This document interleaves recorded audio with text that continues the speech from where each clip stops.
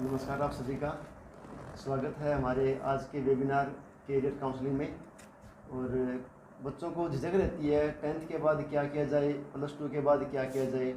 तो आज इन सभी बातों का ज्ञान जो है हमारे आज के चीफ गेस्ट सोनू सोनी जी और मोहन जी सोनी आपको बताएंगे। तो सर बताएं भी, बच्चों को 10th के बाद क्या करना चाहिए?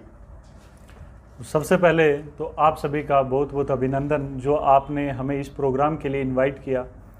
तो हमारे जो माननीय एमडी सर है उनके रिक्वेस्ट के ऊपर ये प्रोग्राम ऑर्गेनाइज किया जा रहा है, जिसमें सभी बच्चों को ये बेनिफिट मिलेगा।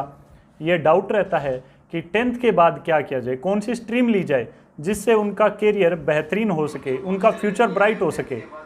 और साथ में अब ये भी टेंशन रहता है कि अगर 12th कर ली उन स्टूडेंट्स को कौन सी स्ट्रीम में जाए जिसकी वजह से उनका फ्यूचर ब्राइट हो। तो स्टार्ट करते हैं first of all 10th class से। 10th क्लास के बाद में आपके पास कई अपॉर्चुनिटी रहती है। वो डिपेंड करता है कि आप कितने घर से सबल हो, यानी आपका इकोनॉमिक कंडीशन क्या क्या है। अब कई बच्चे इकोनॉमिक कंडीशंस की वजह भी पीछे रह जाते हैं, लेकिन अपने बात करते हैं अपॉर्चुनिटीज़ की। 10th के बाद अपॉर्चुनिटीज़ क्या क्या मिलती है आप लोगों को।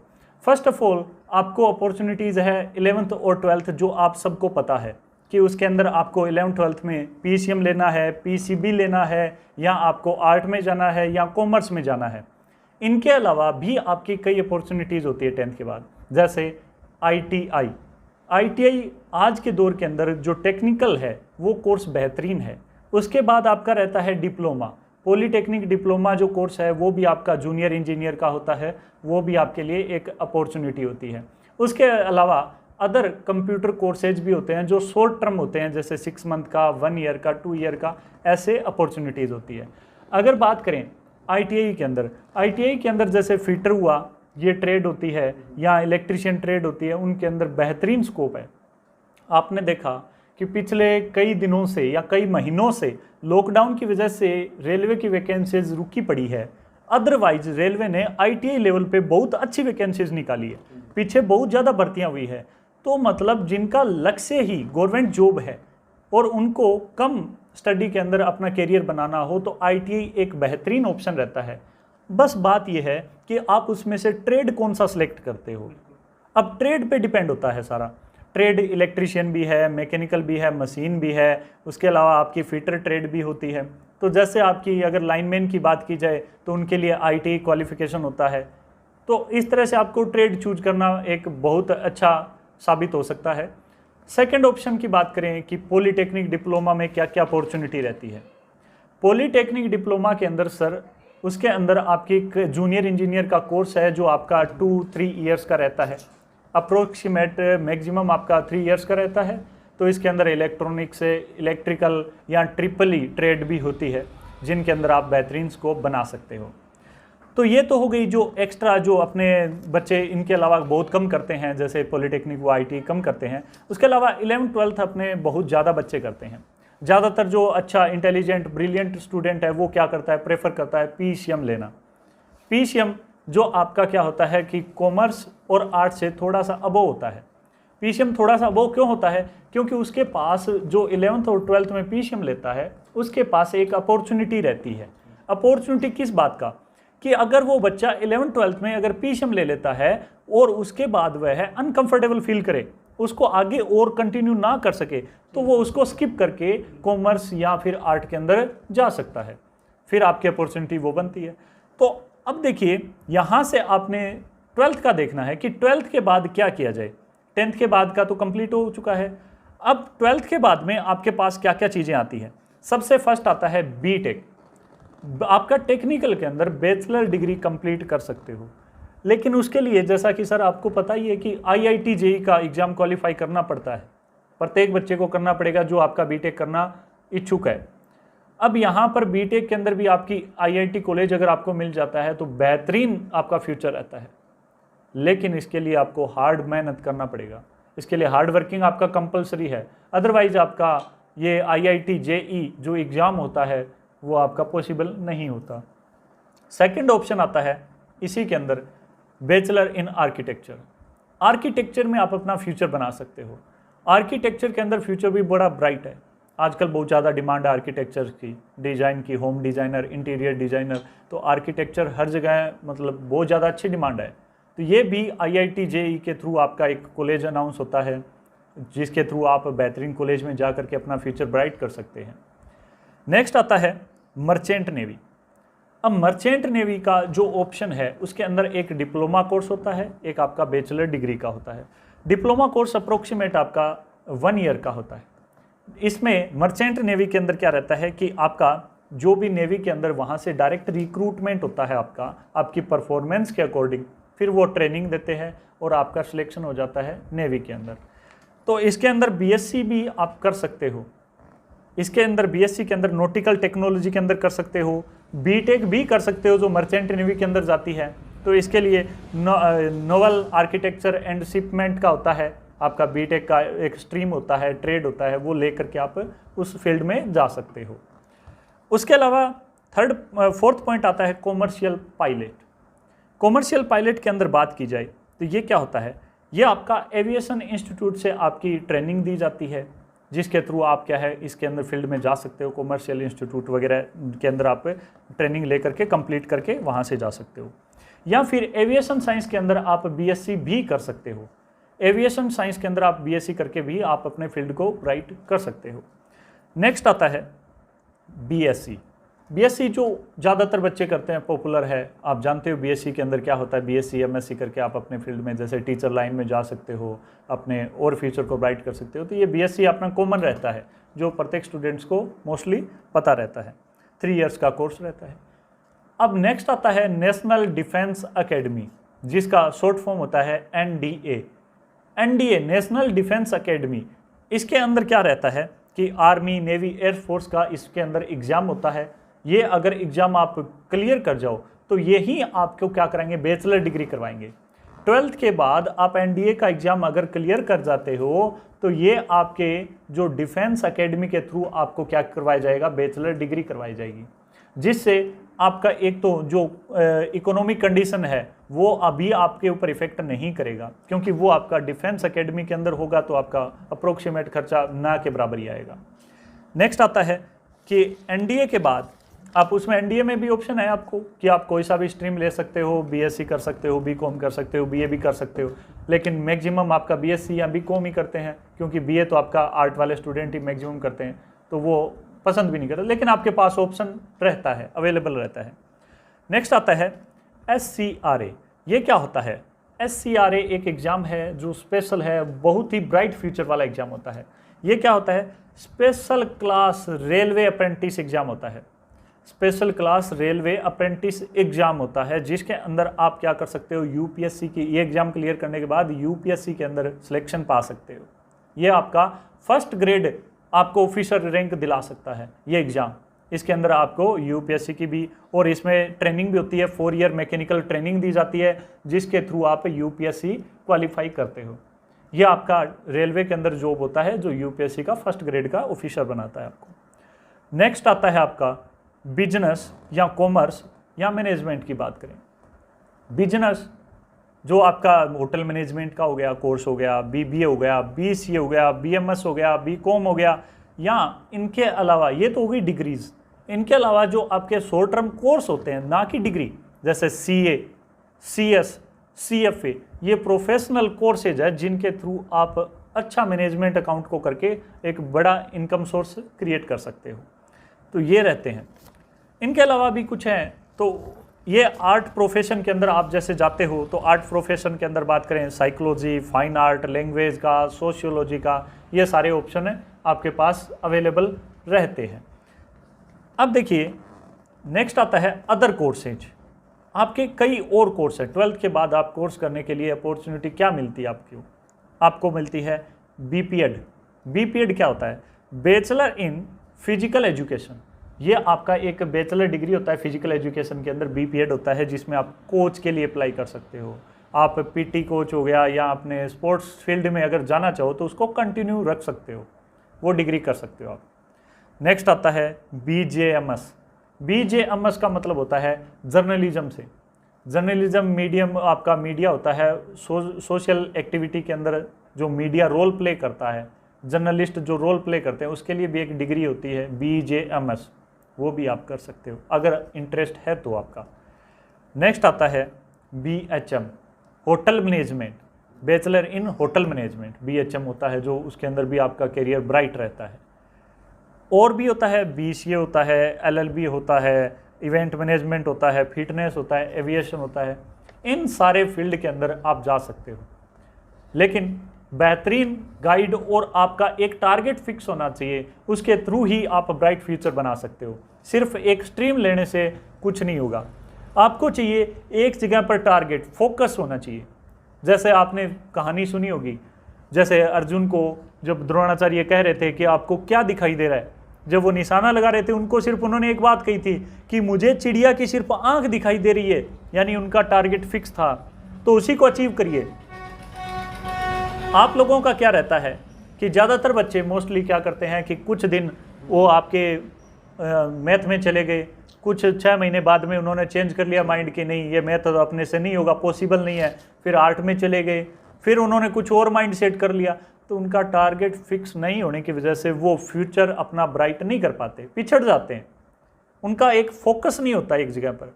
ठीक है, जो भी स्ट्रीम आपने लिया है, ऐसा नहीं है कि आर्ट वाले कमज़ोर हैं, कॉमर्स वाले कमज़ोर हैं, ये कहीं पे भी नहीं है। आर्ट्स के लिए बेहतरीन अपॉर्चुनिटी होती है कि वो अपना हिस्ट्री, जियोग्राफी, पॉलिटिकल साइंस अच्छा बना करके, स्ट्रॉन्ग बना करके IAS, IAS इन एग्ज़ाम को फाइट कर सकते हैं।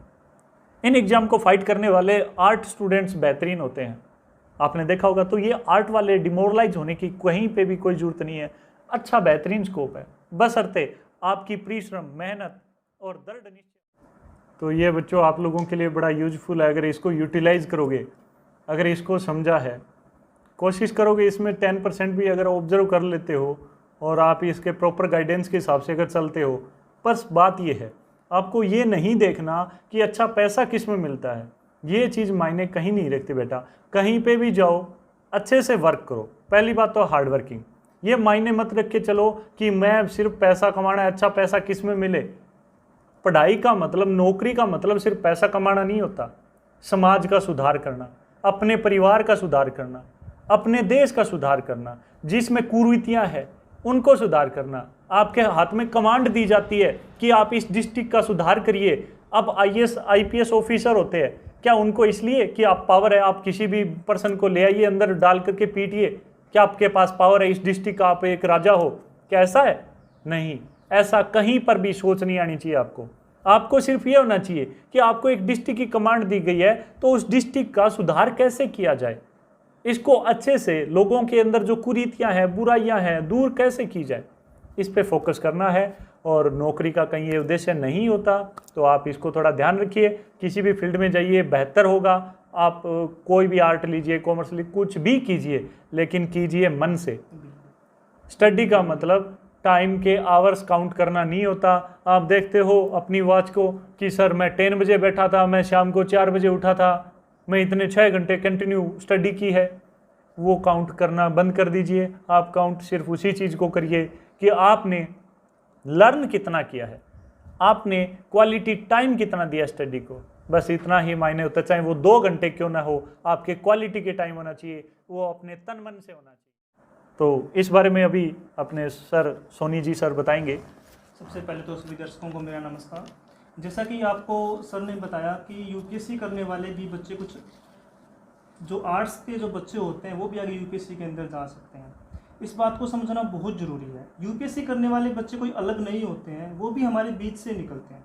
अगर उनमें कमी रहती है तो सिर्फ एक ही चीज़ की रहती है कि उनको प्रॉपर गाइडेंस नहीं मिल पाता है। देखिए, जब भी आप अब फील्ड में आगे बढ़ते जाओगे, एज के साथ साथ क्लासेस आगे करते जाओगे, आप ग्रेजुएशन के अंदर जाओगे, तो वहाँ पर आपका एक फ्रेंड सर्कल बनता है। वो आपको बहुत ज़्यादा इफेक्ट करता है हर एक चीज़ को लेकर, चाहे आपको आगे कंपटीशन में जाना हो, चाहे आपको आगे बिजनेस पर्पज़ से जाना हो, चाहे आपको कुछ ग्रुपिज्म कर कुछ अलग काम करना हो, उसके अंदर संगत का बहुत प्रभाव पड़ता है। जब हम कॉलेज लाइफ में होते हैं तो हम अलग अलग अपने फ्रेंड सर्कल से डिस्कस करते हैं कि हमें क्या करना चाहिए, क्या नहीं करना चाहिए। देखिए, सबसे पहले तो हमें इस चीज़ पर ध्यान देने की बहुत ज़रूरत है।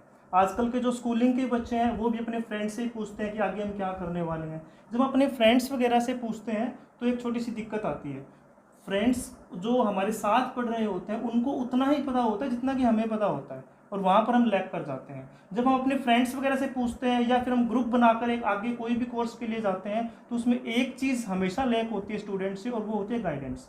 क्योंकि जो बच्चा इस टाइम पढ़ रहा है उसको आगे फ्यूचर का नहीं पता है कि क्या होने वाला है, कौन सी स्ट्रीम से हमें क्या मिलने वाला है। हम सिर्फ बस एक भेड़चाल की तरह चलने लगते हैं। आजकल जैसे मार्केट में अगर देखते हैं तो जितने भी ट्रेडिशनल कोर्सेज हैं, जैसे कि सर ने अभी बताया, बीएससी के लिए जाते हैं, बीए के लिए जाते हैं, बीबीए के लिए जाते हैं, बीकॉम के लिए जाते हैं, बीटेक के लिए जाते हैं, या फिर बच्चों से जब भी पूछा जाता है क्लास के अंदर खड़ा करके आपको क्या बनना है, तो बच्चों के दिमाग में सिर्फ एक ही चीज़ आता है, मुझे डॉक्टर बनना है, मुझे इंजीनियर बनना है, या जैसे पॉलिटेक्निक का हो गया, आईटीआई का हो गया। मतलब इन्हीं कोर्सेज के अंदर जो हमारी एजुकेशन है वो थोड़ी सी धंसकर रह गई है। इसके अलावा भी बहुत सारे कोर्सेज हैं, हम इसको एक्सप्लोर और भी कर सकते हैं। जैसे कि मैं आपको कुछ ऐसे कोर्सेज के बारे में बताता हूँ जो नॉर्मली हमारे एरिया के अंदर बच्चे उसके लिए जाते नहीं हैं। जैसे कि सर ने उनका जिक्र भी नहीं किया जिस कोर्स का, जैसे कि क्लेट की अगर हम बात करते हैं, क्लेट इसके अंदर बच्चे का फ्यूचर है बहुत ही ब्राइट है, और क्लेट का एग्ज़ाम हर साल होता है। अब क्लेट है क्या, जो बच्चे लो करना चाहते हैं उनके लिए एक एंट्रेंस एग्जाम होता है। लेकिन बहुत सारे बच्चे क्या है, जैसे कि अभी जो 12th में बच्चे हैं अपने एरिया के अंदर अगर मैं बात करूँ तो उन बच्चों को इस एग्ज़ाम के बारे में पता नहीं है, तो वो एग्ज़ाम की डेट निकल जाती है, फिर वो सोचते हैं कि अब हम क्या कर सकते हैं। अगर आपको फ्यूचर के अंदर किसी भी गवर्नमेंट जॉब में जाना है या फिर एज ए जॉब के अंदर अगर आपको एक अच्छे मुकाम पर पहुंचना है, तो एक बात हर एक स्टूडेंट को बहुत बारीकी से समझनी पड़ेगी कि लाइफ के एक पॉइंट पर आकर उसे कोई ना कोई कंपटीशन तो क्रैक करना ही करना पड़ेगा। अगर उस कंपटीशन की बात करते हैं तो वो 12th लेवल पर भी होता है और वो ग्रेजुएशन लेवल पर भी होता है। अब समझना हमें है कि हमें किस लेवल पर जाकर मेहनत करनी है, और मेहनत का ऐसा नहीं होता है। कुछ बच्चे बोलते हैं, जैसे मेरे पास पिछले 2-3 दिनों से क्यूरीज आ रही है कि सर हमें कितने घंटे पढ़ना चाहिए कोई भी जॉब लेने के लिए, या कितनी देर के लिए हमें पढ़ना चाहिए। बहुत सारे कोर्सेज हैं, बैंकिंग के हैं, एसएससी के हैं, जैसे यूपीएससी की बात हुई, जैसे कि रेलवे की बात हुई, जैसे कि इंश्योरेंस के अंदर बहुत सारी जॉब निकलती है उनके बारे में बात हुई। इनको पढ़ने के लिए सर मैं कर सकता हूँ कि नहीं कर सकता हूँ, ऐसी क्यूरीज हमारे पास हर रोज़ आती रहती है। देखिए, करने वाला, पहले ही मैं स्टार्टिंग में अपनी इस बात को कह चुका हूँ कि करने वाले कुछ अलग नहीं होते हैं, वो हमारे बीच से ही निकलते हैं, और फिर वो जैसे कि सर ने बताया कठिन परिश्रम करते हैं और उसके बिहार पर वो अपना एग्ज़ाम क्रैक कर जॉब लग जाते हैं। जैसे आजकल जितने भी स्टूडेंट हो या हम पेरेंट्स हैं, सभी किसी न किसी ऑफिस में विजिट करते रहते हैं, और वहाँ पर जाते, जैसे मेरे टाइम में जब मैं 10th या 11th में पढ़ता था तो मेरे दिमाग में एक बात आती थी कि ये जॉब लगे कैसे। मतलब ये जैसे बैंक में जाते हैं, वहाँ पर बैठे रहते हैं जो भी ऑफिसर होते हैं, क्लर्क होते हैं, हमारे दिमाग में आता है कि लगते कैसे हैं। आज 12th क्लास में जो बच्चा पढ़ रहा है उसमें सबसे जो जिस चीज़ का लेख है वो यही है कि उनको ये नहीं पता कि जो मिलती कैसे है। जैसे मूवीज़ वगैरह देखते हैं, अगर अभी रिसेंटली वेब सीरीज़ एक वेब जो OTT है उसके ऊपर एक मूवी रिलीज़ हुई थी, गुंजन सक्सेना। अब उसके अंदर वो पायलट बनती है।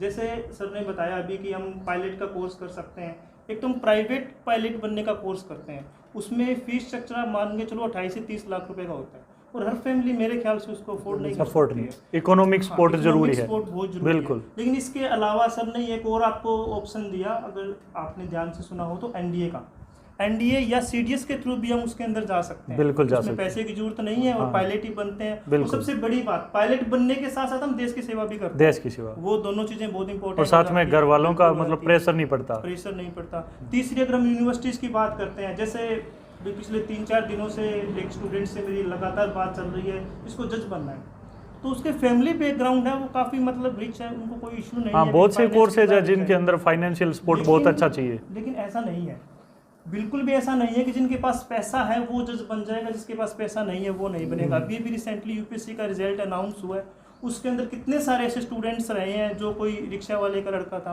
या अभी सुपर 30 का नाम मेरे ख्याल से सबने सुना है, वहाँ से कितने मूवी क्यों जो उनके रियल था, रियल बेस था, आनंद जी, उनके जो स्टूडेंट्स हैं वो आप देखोगे कि कोई कूड़ा बिनने का काम कर रहा था, कोई गटर साफ करने का काम कर रहा था, या कोई मानो मजदूरी खेत में कर रहा था, और वो सारे IITians बनकर निकले।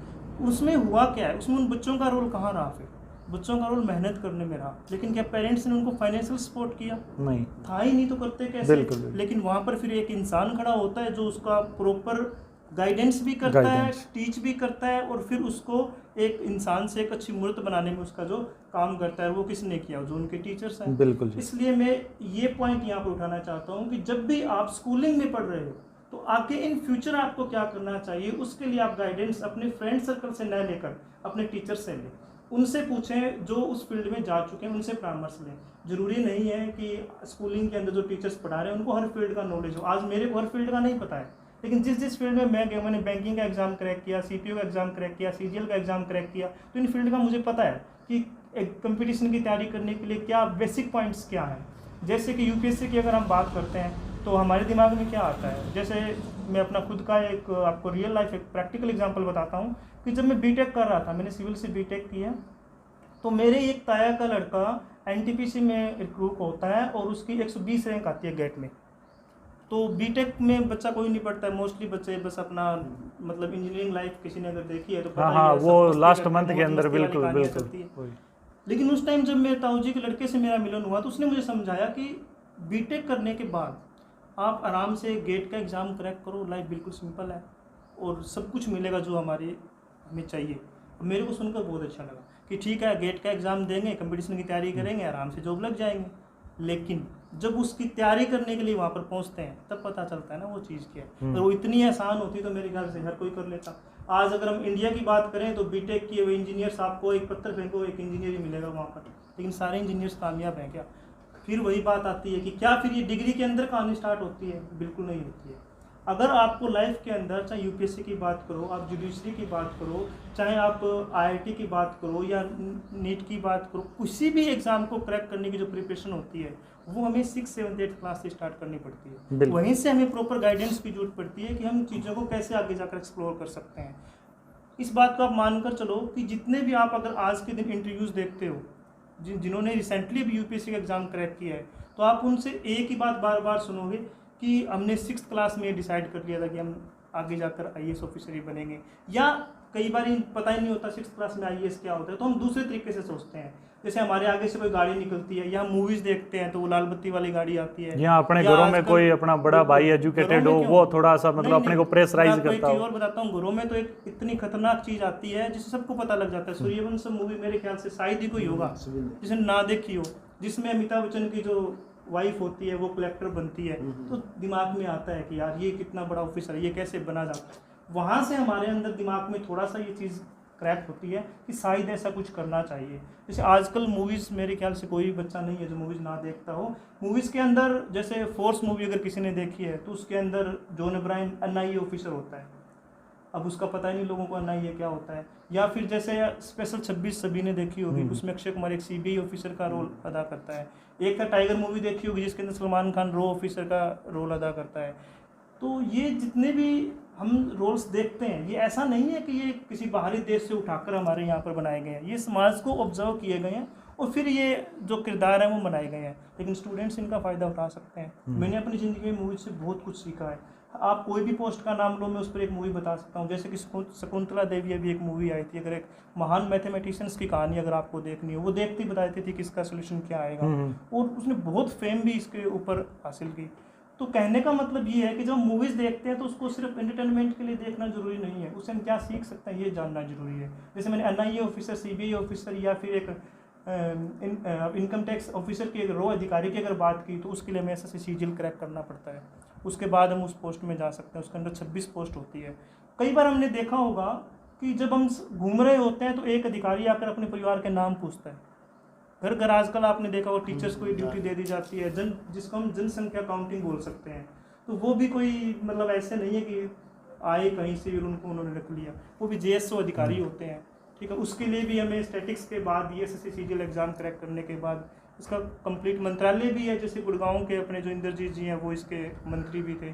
तो इन सब चीज़ों को हमें, जो सोसाइटी हमारे पैरेलल में चल रही है, उसको ऑब्जर्व करना ही एक स्टूडेंट को ये सिखाता है कि हमें लाइफ में क्या बनना चाहिए। ऐसा नहीं है कि किताबी ज्ञान लिया, बीटेक कर लो, ये कर लो, वो कर लो, कुछ नहीं मिलने वाला। मिलेगा उसी को जो इन चीज़ों का ऊपर ध्यान रखेगा कि इस टाइम सोसाइटी के अंदर क्या चल रहा है। जैसे कि अगर मैं इस टाइम की बात करूं, जब से लॉकडाउन लगा है तो सारे कह रहे हैं कि सबके करियर ही ख़त्म हो गए, लेकिन देखो अल्टरनेट मिला हमें भी। जो एजुकेशनिस्ट हैं जितने भी, उनको भी एक अल्टरनेट मिला कि हम ऑनलाइन प्लेटफॉर्म पर आ गए सारे के साथ। ऑनलाइन प्लेटफॉर्म पे एक तो हम जैसे अनऑफिशियली कहें या फिर मैं कहूँ कि हम प्रोफेशनल्स नहीं हैं ये काम करने के लिए, लेकिन प्रोफेशनलिज्म भी तो इसके अंदर है। अनअकैडमी का एग्जांपल हम ले सकते हैं, वाईफाई स्टडी का एग्जांपल हम ले सकते हैं। ये बने कैसे? आपको क्या लगता है कि मेरे जैसा एक इंसान खड़ा हुआ और उसने अपना चैनल चलाना शुरू कर दिया और वो इतना बड़ा पहुंच गया? वेदांतु का नाम सुनते हैं, जैसे वेदांतु भी चल रही है, एक वाइट एडजेट चल रही है, वो सारे ऐसे बायजू वगैरह भी, बायजूस चल रही है। इन सब के पीछे प्रॉपर एक टीम है। अब वो टीम है तो फिर वो टीम आई कहाँ से? उनको भी रिक्रूटमेंट उनकी की जाती होगी, वो भी तो एक जॉब प्रोफाइल है। तो उनके लिए भी कुछ कोर्सेज करने पड़ते हैं। जैसे मैं आपको लीग से हटकर कुछ कोर्सेज है जो हमारे एरिया में मेरे ख्याल से नहीं होते हैं, जैसे कि मास कम्युनिकेशन। मास कम्युनिकेशन के पहली बात तो पता ही नहीं है बहुत सारे बच्चों को, ये कम्युनिकेशन से बात स्टार्ट करते हैं, कम्युनिकेशन का ही बच्चों को नहीं पता है। जब भी बात होती है आप में कम्युनिकेशन स्किल्स कैसी हैं, तो बात आती है इंग्लिश तो बोलनी मुझे नहीं आती, जबकि कम्युनिकेशन के अंदर कहीं भी ऐसा नहीं है कि आपको इंग्लिश बोलना है। कम्युनिकेशन का मतलब होता है आपस में बातचीत करना, अपनी बात हमें सामने वाले को समझानी आती है या नहीं आती है, दैट इज़ कम्युनिकेशन, है ना। और उसके अंदर मेरे ख्याल से लैंग्वेज तो बैरियर बिल्कुल भी नहीं है। जो हमारे दिमाग में एक फोबिया बना हुआ है कि हमें सिर्फ लैंग्वेज ओरिएंटेड चीज़ें, बिल्कुल नहीं है। जैसे मैं एक छोटा सा एग्जांपल और देता हूँ आपको। एनडीए की जब हम तैयारी करते हैं तो एसएसबी होती है, उसके अंदर एसएसबी में अब फोबिया यही डालते हैं, इंग्लिश ज़बरदस्त होनी चाहिए, ग्रुप डिस्कशन होता है, बिल्कुल बिल्कुल। एसबीआई पीओ का आप एग्जाम देते हो तो उसके अंदर ग्रुप डिस्कशन रहती है, उसमें भी हमारे दिमाग में यही आता है यार इंग्लिश तो आती नहीं, आपका तो वो लैग कर ही जाएंगे वहाँ पर। ऐसा कुछ नहीं है। गवर्नमेंट जॉब जितनी भी हैं आपको मैं बताऊँ, उन सब के इंटरव्यूज़ आजकल हिंदी में होते हैं। आप आईएएस अधिकारी जो बनते हैं, यूपीएससी के जो इंटरव्यूज़ होते हैं वो भी सारे हिंदी में होते हैं। इंग्लिश में हम बोलना चाहें वो हमारे पे डिपेंड करता है कि हमें कौन सी लैंग्वेज चूज करनी है। आप उस लैंग्वेज में बात कीजिए जिस लैंग्वेज में आप अपनी बात को बहुत ही इफेक्टिवली रख सकते हैं, वही कम्युनिकेशन स्किल्स है। अब मास कम्युनिकेशन की बात आ गई। अगर आपकी कम्युनिकेशन अच्छी है तो मास कम्युनिकेशन अपने आप अच्छी हो जाएगी। अगर आप वक्ता अच्छे हैं तो फिर आप इस फील्ड में जा सकते हैं। मास कम्युनिकेशन के अंडर आता है रिपोर्टर बनना, एडिटर बनना, जो एडिटोरियल्स लिखते हैं, जो जर्नलिज्म के अंदर जो स्क्रिप्ट लिखते हैं, कंटेंट राइटर होते हैं। ऐसा नहीं है कि वहाँ एक ही पोस्ट जॉब होती है। जैसे मैं एक छोटे से एग्जांपल से आपको समझाऊँ, आपको बिल्कुल धीरे धीरे सारी चीज़ें समझ आ जाएगी। अगर हम हमारे घर की बात करते हैं तो वहाँ पर हमारी माँ है, पापा है, भाई है, बहन है। आपने देखा होगा सबका रोल अलग अलग होता है। पापा को आपने घर का काम करते हुए नहीं देखा होगा और मम्मी को आपको बाजार के अंदर जो अपने ऑफिस का काम है वो करते हुए नहीं देखा होगा। आजकल ये चीज़ें बदल गई हैं। ये पॉसिबल है कि घर की जो गृहिणी है वो भी ऑफिस का काम कंप्लीट करती है, लेकिन मैं आपको बेसिक जो सिनेरियो है वो उससे समझाने की कोशिश कर रहा हूँ कि क्या होता है। हमारे जो भाई बहन है वो सब अपने अपने अलग अलग काम करते हैं। तो वैसे ही जब हम ऑनलाइन प्लेटफॉर्म के अंदर कुछ भी करने की कोशिश करते हैं तो उसमें अलग अलग फील्ड के बंदे चाहिए। एक जैसे मैं अभी बोल रहा हूँ तो मैं अपना कंटेंट जो मेरे पास है वो मैं आपको डिलीवर कर रहा हूँ, लेकिन इस कंटेंट को आप तक पहुँचाने के लिए कौन आएगा? एडवर्टाइजमेंट वाले आएंगे, मार्केटिंग वाले आएंगे, उनका ये फील्ड बन जाता है। तो आप मार्केटिंग हेड बन सकते हो, मतलब मार्केटिंग के अंदर भी आप डिग्री कर सकते हो। जिसकी MBA करते हो, MBA के अलावा भी इसके अंदर टेक्निकल कोर्सेज भी होते, टेक्निकल कोर्स होते हैं। जैसे एक नोएडा के अंदर आप जाओगे ना तो वहाँ पर भी बहुत सारी जो कॉलेजेस हैं उनका मेन काम क्या है? वो सिनेमाग्राफी के ऊपर काम करते हैं। अगर अपने एरिया की बात करते हैं, जैसे बॉम्बे की तो बात करने की जरूरत नहीं है, वो तो हाई बॉलीवुड हब है, लेकिन हमारे अगर नज़दीक में यहाँ पर सीखना है तो नोएडा एक ऐसा प्लेटफॉर्म है जहाँ पर आपको सारे कॉलेजेस मिल जाएंगे। जिसमें अगर आप सिनेमाग्राफी में जाना चाहते हो तो उसमें आप जा सकते हो, आप डांसिंग में अपना करियर बना सकते हो, आप सिंगिंग में अपना करियर बना सकते हो, आप जो ये छोटे छोटे शॉर्ट मूवीज बनती है थिएटर में आप अपना करियर बना सकते हो, एनिमेशन में आप अपना करियर बना सकते हो। और आपको मैं एक चीज़ बताऊँ, इंटीरियर डिजाइनिंग, बिल्कुल आज के टाइम की सबसे बड़ी डिमांड है इंटीरियर डिजाइनिंग, क्योंकि इंडिया जो है वो इंफ्रास्ट्रक्चर के अंदर अभी बढ़ता हुआ जा रहा है। तो इंफ्रास्ट्रक्चर के लिए इंटीरियर डिजाइनिंग का बहुत बिल्कुल, जैसे अपने ऑफिस सजाना है तो अपन क्या करते हैं, किसी पर्सन को हायर करते हैं। थोड़ा सा और आगे चलता हूँ इससे, आपने देखा होगा पहले जैसे मान लो मेरा जन्मदिन आता था, मेरा बर्थडे आता था, मुझे पता ही नहीं होता था, है ना। आजकल क्या होते हैं, हर छोटे बच्चे का बर्थडे हम अपने घर पे सेलिब्रेट करते हैं। आप अपने बच्चों का करते हो, मेरे बच्चे का मैं घर पे सेलिब्रेट। इवेंट मैनेजमेंट बहुत ही इंपॉर्टेंट। इवेंट मैनेजमेंट एक इतना बड़ा मतलब बिजनेस कहूँ या स्कोप कहूँ आज के टाइम में ना, ऐसा कोई भी काम। और इवेंट मैनेजमेंट में बर्थडे पार्टीज क्यों, आप देखो कॉर्पोरेट हाउस जितने भी हैं वो सारे अपने सेमिनार्स रखता है, तो भी उसका इवेंट मैनेजमेंट हेड कोई होगा, वही उस इवेंट को ऑर्गेनाइज करेगा। मैरिज जितनी भी होती है, हम तो गांव में टेंट लगाया शादी कर दी, ऐसा शहरों में तो नहीं होता ना, वहाँ पर प्रॉपर इवेंट मैनेजमेंट के सही होता है। अगर इसके लिए मैं आपको मुझे एक मूवी थी अल्लू अर्जुन की, मुझे याद नहीं है, जिसने इवेंट मैनेजमेंट के थ्रू ही अपने करियर को आगे बनाया था। नहीं। और दूसरा, अब मैं आपको एक शॉर्टकट बताने वाला हूँ कि जॉब भी हो, पैसा भी हो, नाम भी हो और मेहनत कम हो, ऐसा भी शॉर्टकट हमारे देश के लिए मेरे ख्याल से वो बाकी देश में वो काम नहीं करेगा। आप 12th करने के बाद आईलेट्स करके फ़ौरन से आप अपनी एजुकेशन करिए। अब जैसे ही फ़ौरन का नाम आता है दिमाग में एक ही चीज़ आती है, पैसा, है ना। अब उसके 2 तरीके हो जाते हैं। पहली बात पैसे की आती है तो आप लोन ले सकते हो, बैंक लोन आपको बड़े आराम से देता है फ़ौरन स्टडी के लिए। अब लोन भी नहीं लेना है तो आपको पता है कुछ कंट्रीज ऐसी भी है जो फ्री एजुकेशन देती है, जैसे कि फिनलैंड सबसे शांत कंट्री है, सबसे एजुकेटेड कंट्री है अगर आप नेट पे सर्च करते हो तो, और वहाँ पर आप एजुकेशन को बिल्कुल फ्री कर सकते हो। अब मैं आपको एक और करियर के बारे में बताता हूँ जिसकी तरफ रुझान आजकल के नौजवानों का बहुत ज़्यादा होने लगा है, स्पोर्ट्स के अंदर आप अपना करियर फिट कर सकते हो।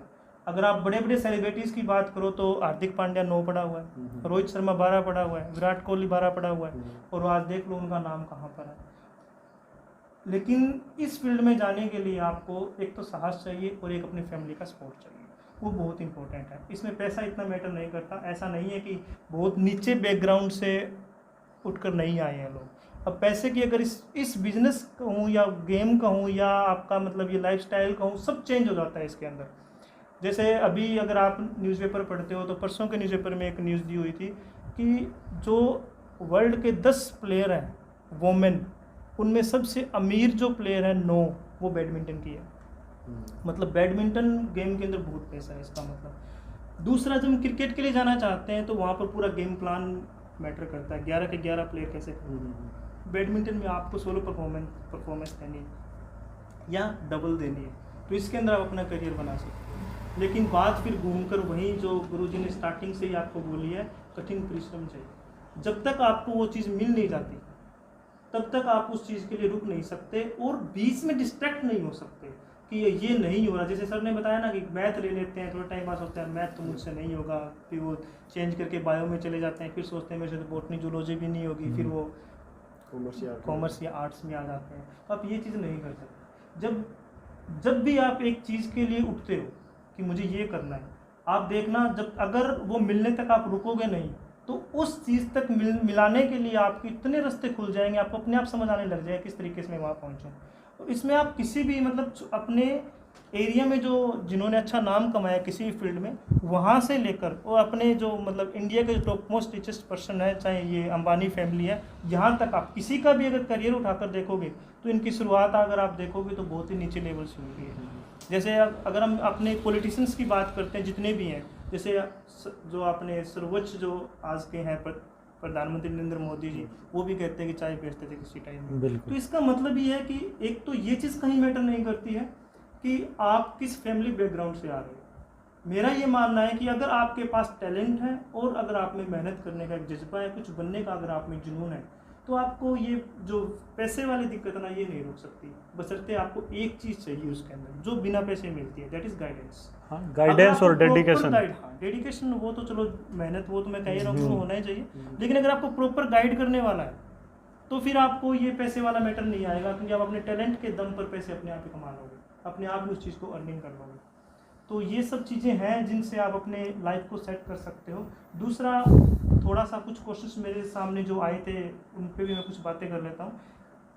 कुछ क्या, जैसे मैंने अभी आपको एक जज बनने का एक एग्जांपल ले रहा था, तो जज बनने से पहले आपको LLB करना जरूरी है ना। तो LLB आप कहाँ से करें, ये क्वेश्चन बहुत बड़ा अराइज होता है। जैसे सर ने बताया +2 के बाद आप IIT में जा सकते हो, तो IIT तो ठीक है, अब 14 है, लेकिन IIT के अलावा अगर सारे IIT में तो नहीं जा सकते ना, इतने सारे बच्चे निकलेंगे, तो उसके बाद वो BTech कहाँ से करें, ये भी क्वेश्चन अराइज होता है। तो इसके अंदर ना बहुत सारे बच्चे ये सोचते हैं कि अगर मैं बहुत अच्छे कॉलेज से पढ़ूंगा तो ही मेरी लाइफ सेट हो सकती है, अदरवाइज जैसे क्लेट वाले सोचते हैं मैं NLU में नहीं गया तो मेरी लाइफ सेट नहीं होगी, जैसे IIM वाले सोचते हैं मैं IIM बेंगलोर में नहीं गया तो मेरे शायद कुछ नहीं बनेगा, या फिर जैसे BTech वाले सोचते हैं कि अगर मैं IIT दिल्ली, IIT कानपुर या IIT मतलब इनमें जाऊँगा तो ही मेरी लाइफ सेटल होगी। ऐसा कुछ नहीं है। आप एक चीज़ अगर गौर से देखते हो तो IIT आपको वो प्रोडक्ट बनाती है जो बाद में इंजीनियर ही नहीं वो किसी फील्ड में जा सकता है, एक अलग बात है। लेकिन जो अपने ये सिरसा डिस्ट्रिक्ट में जो इंजीनियरिंग कॉलेज है, या मान लो अपने हरियाणा में जो लोकल इंजीनियरिंग कॉलेज है, इनसे भी हम अपने करियर का ग्राफ कितना भी ऊंचा लेकर जा सकते हैं। क्योंकि मैंने बोला ना कि कुछ भी बनने के लिए एक चीज़ बहुत ज़रूरी है लाइफ में, एक स्टेज पर आकर आपको कंपटीशन क्रैक करना पड़ेगा, और वो कंपटीशन क्रैक करने के लिए एक इंसेंशियल क्वालिफिकेशन की रिक्वायरमेंट होती है। दैट इज़ अगर BTech है तो आप कहीं से भी कर लो, मान्यता प्राप्त कॉलेज या यूनिवर्सिटी से होनी चाहिए। उसके बाद तो आपको एग्ज़ाम क्रैक करना है, और उस एग्ज़ाम को क्रैक करने के लिए अगेन आपको डेडिकेशन के साथ बुक्स ही पढ़नी पड़ेगी, जिससे वो आने वाला है। तो कई बार बच्चे ये सोचते हैं कि हमें ये बुक्स आज चल रही है, ये हमारे आगे कहाँ काम आएंगी, इनका कोई फ़ायदा है या नहीं है। एक्चुअली बुक्स पढ़ने का मतलब ये नहीं है कि उसके अंदर जो बातें दे रखी है वो ऐसे कैसे अपने दिमाग में डाल लो। वो सिर्फ आपको एक रीडिंग स्किल सिखाना चाहती है, आपके अंदर एक टेम्परामेंट लाना चाहती है कि आप चीज़ों को लेकर थोड़ा पैसेंस रखें। अब 4 साल तक एक डिग्री करवाने का मतलब ये थोड़ी है कि वो आपने देखा होगा 4 साल बीटेक करके हम एक डिग्री कर लेते हैं। जैसे मान लो मैंने सीएससी कर ली और मेरे कोई आईटी कंपनी अप्रूव कर रही है, तो मैं वहाँ जाते ही उनके सॉफ्टवेयर पर काम करना शुरू नहीं कर दूँगा। वो मुझे हाथ भी नहीं लगाने देंगे किसी भी चीज़ को। वो 6 महीने की मेरी अलग से ट्रेनिंग रखेंगे। इसका मतलब क्या हुआ, अगर वो मेरी ट्रेनिंग रखेंगे तो फिर मैंने जो पढ़ा है वो कहाँ काम आया। उस 4 साल ने मेरे में टेम्परामेंट डाला कि मुझे कुछ सीखना है और पैसेंस डाला। अच्छा, धन्यवाद सर आपका। आपने बच्चों को बहुत अच्छी बात बताई और उनके करियर के बारे में जो चीज़ें आज तक हमने भी नहीं सुनी थी वो चीज़ें भी आपने बताई। तो मैं ये बच्चों से रिक्वेस्ट करूँगा कि आप इन्होंने जो भी आपको बातें बताई हैं उनके ऊपर आप अमल करें, और आपके आस पड़ोस में कोई भी अच्छी जॉब पे लगा हुआ है तो उसके पास बैठकर एक बार उनके बारे में, वो कैसे काम करते हैं, इस मुकाम तक कैसे पहुँचे, इस बारे में आप एक बार विचार विमर्श ज़रूर करें। तो इसी उम्मीद के साथ सर आपका बहुत बहुत धन्यवाद जी। धन्यवाद।